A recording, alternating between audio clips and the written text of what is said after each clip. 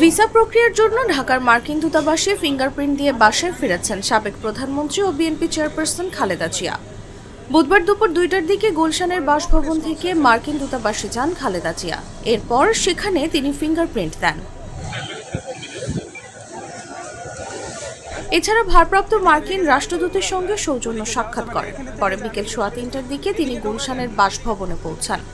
এ সময় BNP chairperson Begum খালেদার সঙ্গে ছিলেন তার একান্ত সচিব ABM আব্দুস সাত্তার, স্থায়ী কমিটির সদস্য AZM জাহিদ হোসেন ও সাংগঠনিক সম্পাদক শামা উপায়েদ।